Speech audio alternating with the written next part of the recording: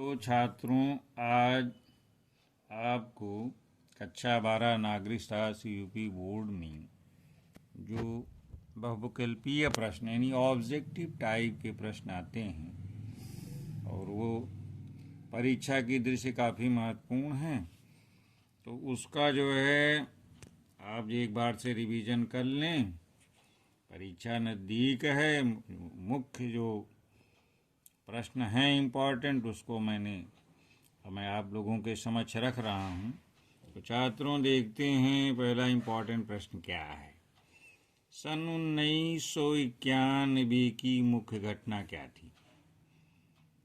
जब आप नागरिक शास्त्र पढ़ेंगे शीत युद्ध का दौर तो मिलेगा ही। तो उसमें क्या हुआ था सन 1991 में? मुख्य घटना थी सोवियत संघ का विघटन हो गया और जो शीत युद्ध का दौर चल रहा था यानी शीत युद्ध की समाप्ति भी हो गई। और दूसरा प्रश्न है कि विश्व राजनीति में द्विध्रुवीता के अंत का क्या कारण था? अब द्विध्रुवीता में एक का नेतृत्व अमेरिका और उसके सहयोगी देश कर रहे थे, एक तरफ जो है सोवियत संघ, इसी में दोनों का जो है एक का नेतृत्व सोवियत संघ कर रहा था, तो इसी को द्विध्रुवीता कहते हैं। और जब सोवियत संघ का विघटन हो गया तो अमेरिका अकेला शक्तिशाली देश बन गया और इसी को हम यानी द्विध्रुवता से एक ध्रुवीय विश्व हो गया। यानी विश्व राजनीति में द्विध्रुवीता के अंत का क्या कारण था? कि सोवियत संघ का विघटन। नेक्स्ट है नाटो की स्थापना, NATO, उत्तरी अटलांटिक संगठन जो है, इसको शॉर्ट में नाटो भी कहते हैं। इसकी स्थापना कब की गई थी छात्रों? 4 अप्रैल 1949 को। और नेक्स्ट है, ये बहुत इम्पॉर्टेंट है, यूरोपियन यूनियन यानी यूरोपीय संघ की स्थापना कब हुई थी? सन 1992। मुक्त द्वार की नीति, ये आर्थिक नीति है जो चाइना ने अपनाई थी। तो यही प्रश्न आता है कि मुक्त द्वार की नीति का संबंध किस देश से था? ये चीन से है। नेक्स्ट, दक्षिण पूर्व एशियाई राष्ट्रों का संगठन, इसको हम आसियान भी कहते हैं इंग्लिश में शॉर्ट में, की स्थापना कब हुई थी? सन 1967 ईस्वी में। नेक्स्ट, इंटर सर्विसेज इंटेलिजेंस, इसको शॉर्ट में कहते हैं ISI, ये किस देश की खुफिया एजेंसी है? आप समाचारों में भी सुनते होंगे, ये है पाकिस्तान की खुफिया एजेंसी यानी ISI। आम तौर पर के जो हमारा दक्षिण एशिया है, हम लोग दक्षिण एशिया में रहते हैं, तो इसमें कुछ कितने देश हैं? 7 यानी 7। स्वाधीनता से पहले जो बांग्लादेश हमारा पड़ोसी देश भी है, ये किस देश का हिस्सा था? ये पाकिस्तान। सार्क, इसकी स्थापना कब की गई थी छात्रों? वर्ष 1985 में। अब सार्क देशों की कितनी सदस्य संख्या है जान लें आप? 8 है। अब इसके बारे में थोड़ा विस्तृत समझ लें, क्या है सार्क? क्या दक्षिण एशिया के देशों के मध्य आपसी सहयोग की दिशा में 1985 में सार्क, इसी को हिंदी में दक्षेस कहते हैं यानी दक्षिण एशियाई क्षेत्रीय सहयोग संगठन, उसी को संक्षेप में दक्षेस कहा जाता है, की स्थापना 85 में की गई। इसे दक्षिण एशियाई क्षेत्रीय सहयोग संघ या संगठन, इसको कहेंगे इंग्लिश में south Asian association for regional cooperation कहा जाता है। अब इसमें कौन कौन से संस्थापक सदस्य देश हैं? भारत, बांग्लादेश, पाकिस्तान, मालदीव, नेपाल, भूटान, श्रीलंका और अफगानिस्तान इसके सदस्य देश हैं। दक्षिण एशियाई सार्क में इतने भारत के जो पड़ोसी देश हैं सीमा से, सभी देश इसमें शामिल हैं। दक्षिण एशिया मुक्त व्यापार क्षेत्र समझौता, इसको शाफ्टा कहते हैं यानी इसी का शॉर्ट फॉर्म है शाफ्टा। ये कब से प्रभावित हुआ? 1 जनवरी सन 2006 से। भारत और पाकिस्तान के बीच जो शिमला समझौते पर कब हस्ताक्षर हुए थे? सन 1972 ईस्वी में। ये किसके किसके बीच हुआ था छात्रों? जान लें, 3 जुलाई 1972 ईस्वी को उसमें के प्रधानमंत्री इंदिरा गांधी थी और जुल्फ़िकार अली भुट्टो ये पाकिस्तान के राष्ट्रपति थे। तो उन्हीं के बीच में ये समझौता इंदिरा गांधी जुल्फ़िकार अली भुट्टो के बीच 3 जुलाई सन 1972 को ये शिमला समझौता पर दस्तखत किया गया था। संयुक्त राष्ट्र संघ ये यूनाइटेड नेशन ऑर्गेनाइजेशन है, यूएनओ। ये दिवस किस तिथि को मनाया जाता है? तो आप जान लें, 24 अक्टूबर। इनका मनाया जाता है संयुक्त राष्ट्र संघ दिवस, यूनाइटेड नेशन ऑर्गेनाइजेशन डे, ये 24 अक्टूबर। अब जान लें छात्रों कि 24 अक्टूबर 1945 को इसकी स्थापना द्वितीय विश्व युद्ध के बाद हुई थी और इसका जो मुख्यालय हेड ऑफिस कहाँ है संयुक्त राष्ट्र संघ का? न्यूयॉर्क में है, अमेरिका में। इसका जो हेड ऑफिस यानी मुख्यालय कह लीजिए संयुक्त राष्ट्र संघ का अमेरिका के न्यूयॉर्क में है। संयुक्त ये भी बहुत इम्पोर्टेंट है कि संयुक्त राष्ट्र संघ की जो सिक्योरिटी काउंसिल इंग्लिश में कहेंगे, हिंदी में कहेंगे सुरक्षा परिषद, उसमें कितनी अस्थाई यानी परमानेंट सदस्य होते हैं? यानी कितने होते हैं छात्रों? 5। अब इनका यही आता है, कितने? 5 आता है। कभी कभी नाम भी जान लें।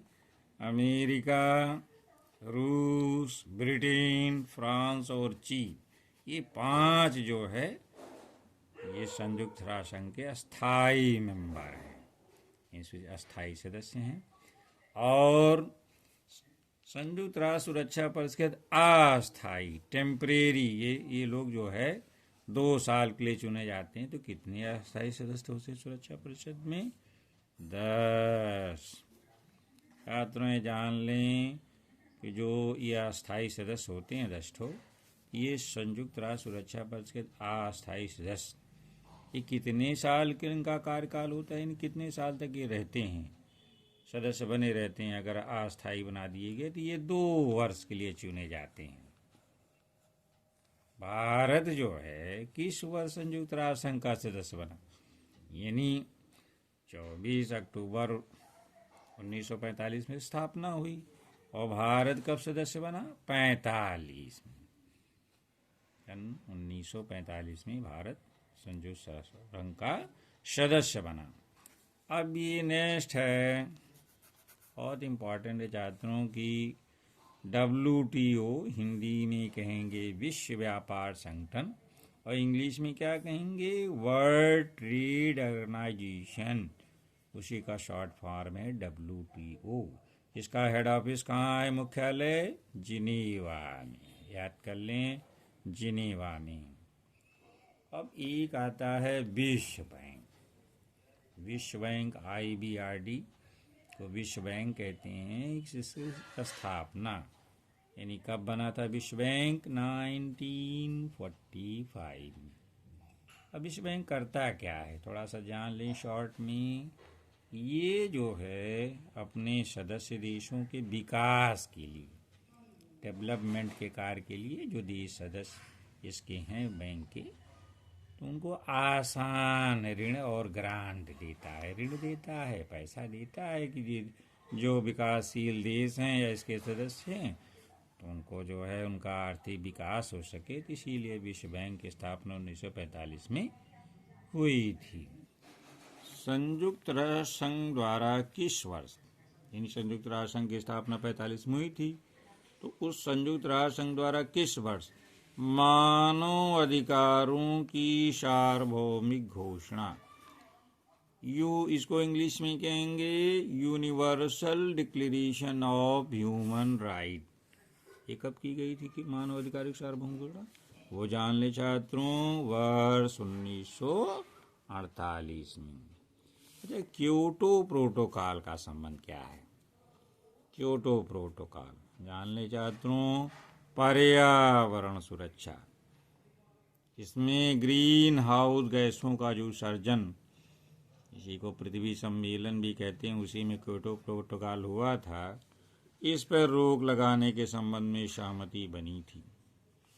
भारत ने क्योटो प्रोटोकॉल 1997 पर हस्ताक्षर और इसका जो है पुष्टिकरण कब किया था? भारत ने क्योटो प्रोटोकॉल पर हस्ताक्षर कब किया था? सन 2002 ईस्वी में। जान ले चाहते। अब इम्पोर्टेंट प्रश्न है कि सन 92 में प्रथम पृथ्वी सम्मेलन किस देश में हुआ था? छात्रों जान ले, ये ब्राजील में हुआ था। कहाँ हुआ था? ब्राजील में। और विश्व में सबसे बड़ा तेल उत्पादक, जो तेल जो है पेट्रोल और डीजल, ये सब तेल जो उत्पादक देश सबसे विश्व में बड़ा कौन सा है? सऊदी अरब। कहाँ है सबसे बड़ा तेल उत्पादक देश? सऊदी अरब। निम्नलिखित गैसों में किसे वैश्विक तापमान में वृद्धि का कारण माना जाता है? अब वैश्विक तापमान में वृद्धि क्या है? छात्रों सुनते होंगे ग्लोबल वार्मिंग, यानी पूरे धरती पे तापमान बढ़ रहा है, उसी को वैश्विक तापमान में वृद्धि कहते हैं। इंग्लिश में कहेंगे ग्लोबल वार्मिंग। किन गैसों की वजह से हो रहा है? मीथेन है, ऑब्जेक्टिव में आता है छात्रों। कार्बन डाइऑक्साइड जो गाड़ियों से निकलता है, धुआं से निकलता है। हाइड्रोफ्लोरोकार्बन, यानी ये सभी तीनों गैसें जो हैं वो वैश्विक तापमान में वृद्धि का कारण मानी जाती हैं। एजेंडा 21 ये किससे संबंधित आता है? इम्पॉर्टेंट है। उसी पृथ्वी शिखर सम्मेलन में एजेंडा 21 पास किया गया था। तो ये एजेंडा 21 किससे संबंधित है? पृथ्वी सम्मेलन में। भारत में ऊर्जा संरक्षण अधिनियम, यानी भारत में भी जो है ऊर्जा संरक्षण अधिनियम पारित किया गया। इस वर्ष किया गया था, वर्ष 2001 में।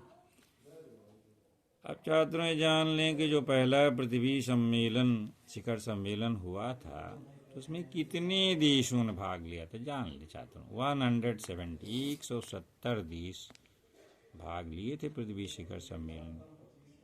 अब कहाँ हुआ था ये भी शॉर्ट में जान लें।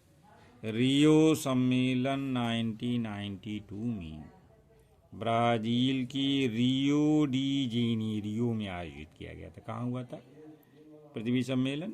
ब्राजील की रियो डी जेनेरियो में आयोजित हुआ था।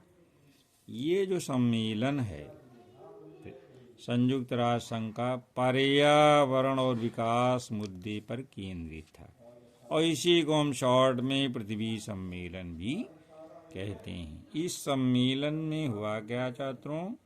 इस सम्मेलन के बाद जो ये विश्वव्यापी तापमान बढ़ रहा है उस पे वो एक पर्यावरण, ये वैश्विक मुद्दा बन गया। यानी विश्व के विकसित और सभी देश सोचने लगे कि धरती का तापमान बढ़ रहा है, पर्यावरण में भूकंप, बाढ़, सूखा पड़ रहा है, तो इसकी चिंता व्यक्त की गई थी। तो सभी विश्व देश इसमें जो है चिंता करने लगे।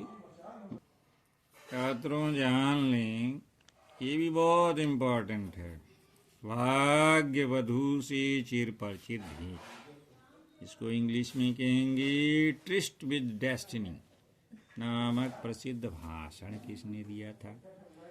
तो जान ले छात्रों, हमारे प्रधानमंत्री पंडित जवाहरलाल नेहरू जब देश आज़ाद हो रहा था 14-15 अगस्त की मध्यरात में, तब पंडित जवाहरलाल नेहरू ने जो भाषण दिया था कि उसी को ट्रिस्ट विद डेस्टिनी कहा जाता है, कि उसका हिंदी में अर्थ है भाग्य वधू से चिर परिचित भेंट, यानी स्वतंत्रता रूपी भाग वधू से जो मिल रही थी, तो उसी को वो भाषण प्रसिद्ध हो गया।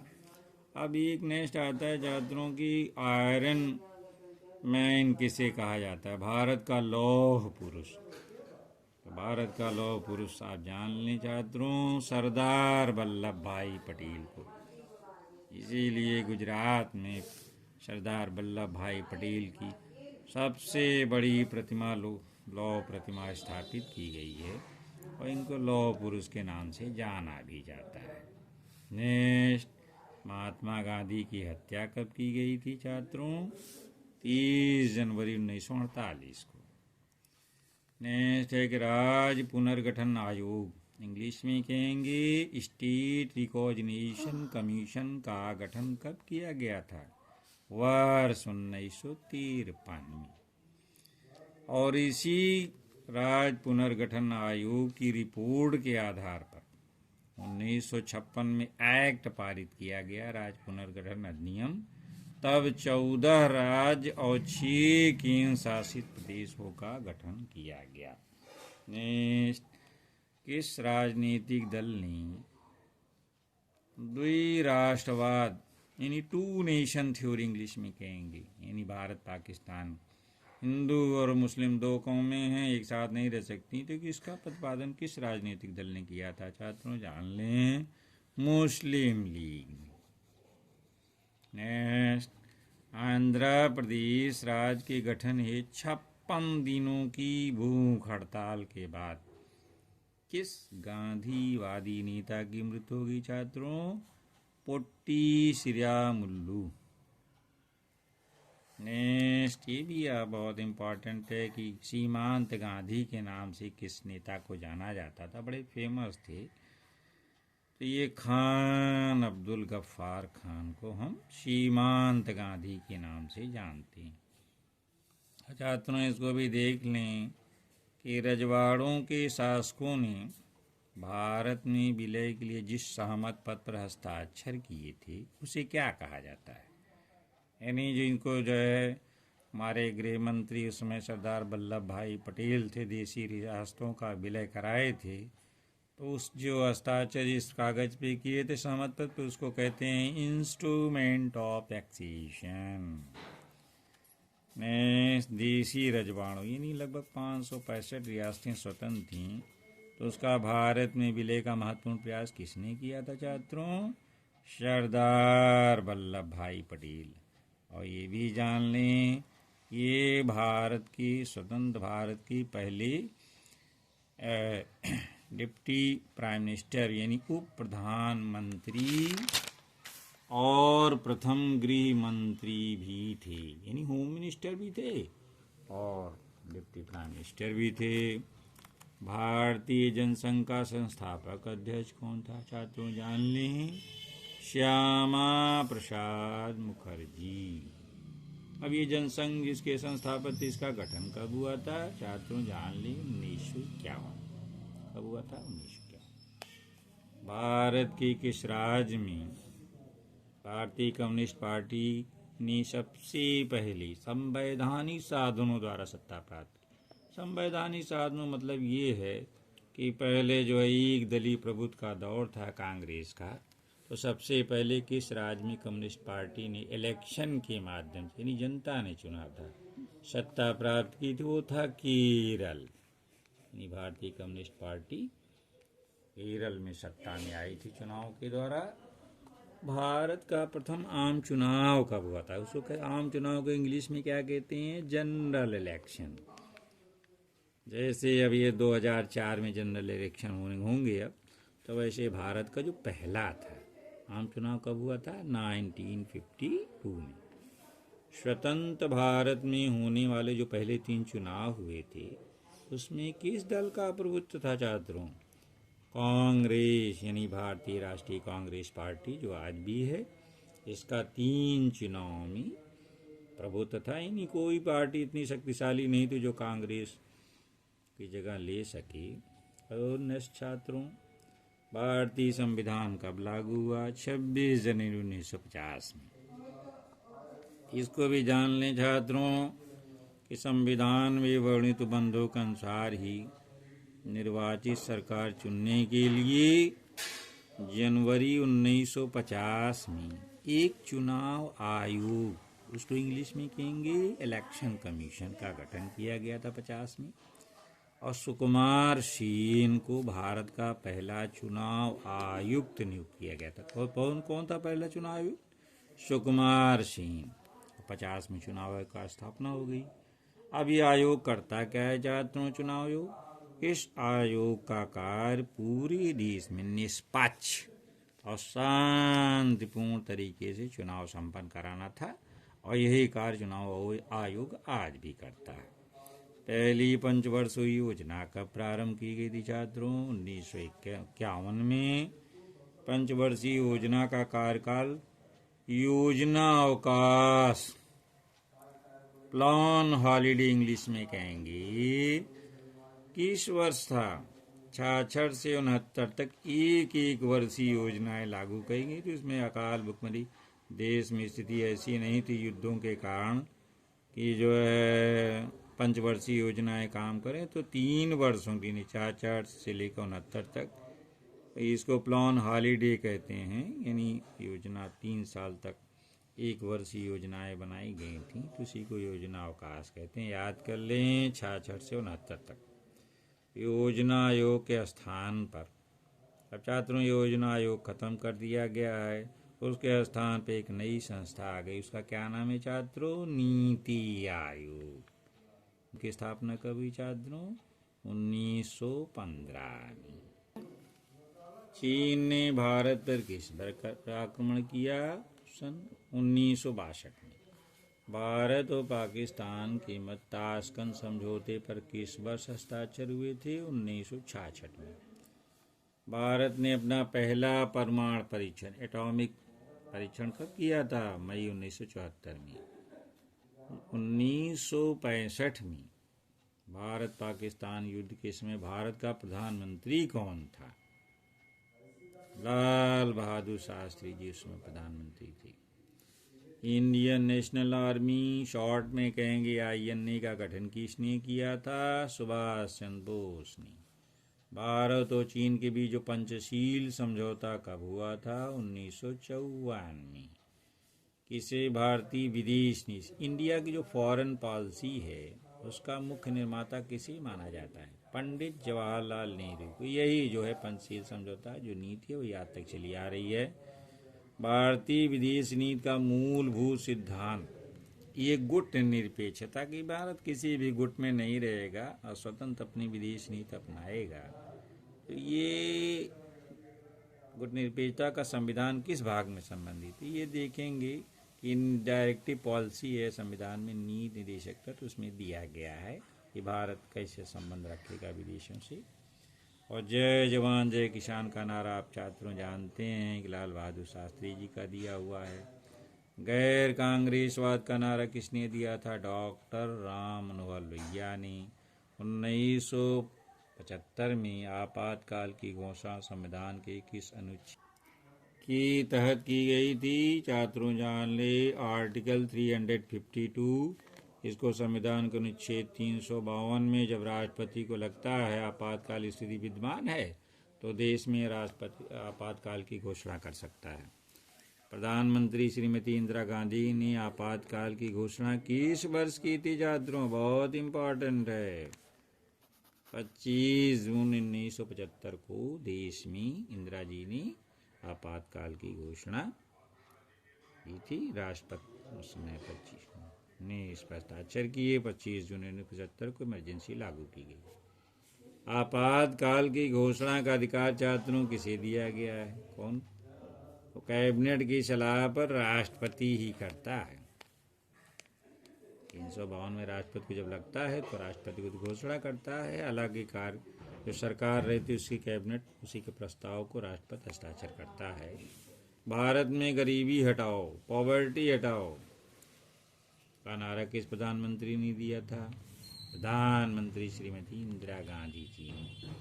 भारत में संपूर्ण क्रांति का जनक कौन था जी? किसने नारा दिया था संपूर्ण क्रांति? जय प्रकाश नारायण, JP। दलित पैंथर्स वर्ष 1972 में संगठन का उदय किस राज्य में हुआ था? महाराष्ट्र में। ताड़ी विरोधी आंदोलन का संबंध किस राज्य से है? आंध्र प्रदेश से। भारत के संविधान के अनुच्छेद में अस्पृश्यता यानी छुआछूत, जो जातिगत छुआछूत की भावना है, उसको किस धारा के द्वारा अंत कर दिया गया है? आर्टिकल 17। भारतीय संविधान का अनुच्छेद धारा 17 है जिसमें अस्पृश्यता को, छुआछूत का उन्मूलन कर दिया गया है। संविधान की धारा 370 का संबंध किससे था छात्रों? जम्मू कश्मीर राज्य से था। इंदिरा गांधी की हत्या कब की गई थी? 31 अक्टूबर 1984। पूर्वोत्तर क्षेत्र की सीमाएं किस देश से, यानी भारत के पूर्वोत्तर क्षेत्र की सीमाएं किस देश लगती हैं? एक तो चाइना है, चीन, म्यांमार और बांग्लादेश, यानी 3 से हमारी पूर्वोत्तर क्षेत्र की सीमाएं लगती हैं। मैप में देखें भारत के तो 3 देश दिखाई देंगे। 7 सिस्टर्स, हिंदी में कहेंगे 7 बहनें। पूछा जाता है 7 बहनों का संबंध हमारे देश के किस हिस्से से है? तो चार बच्चे नहीं बता पाते, चार जो है तो इसको जान लें। पूर्वोत्तर भारत के 7 राज्यों, इन 7 राज्यों को समृद्ध में 7 बहनें कहा जाता है। चीन, म्यांमार और बांग्लादेश से लगने वाली सीमाओं के कारण पूर्वोत्तर राज्यों को ये जो 7 सिस्टर हैं, भारत के लिए दक्षिण पूर्व एशिया का प्रवेश द्वार भी कहा जाता है। और कौन कौन से राज्य हैं 7 सिस्टर में? असम है छात्रों, मेघालय, त्रिपुरा, अरुणाचल प्रदेश, मिजोरम, नागालैंड और मणिपुर। अब छात्रों जान लें कि गोवा सबसे बाद में बना है भारत का। पुर्तगालियों का राज था तो ये बहुत बाद में आज़ाद हुआ, भारत संघ का हिस्सा बना। ये सन 1987 में पूर्ण राज्य का दर्जा मिला इसे।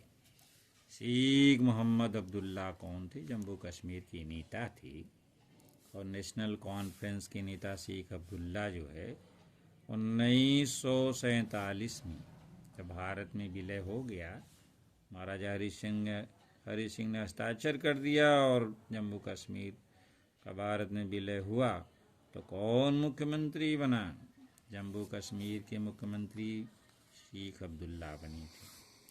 अयोध्या स्थित बाबरी मस्जिद का जो ढांचा था, जिसे वो कब गिराया गया था, यानी कब गिराया गया था? ये 6 दिसंबर 1992 को, जब मंडल आयोग की रिपोर्ट लागू हुई थी। उस समय भारत का प्रधानमंत्री कौन था? जिससे पिछड़ों को 27% आरक्षण का प्रावधान किया गया, उसे मंडल आयोग कहते हैं।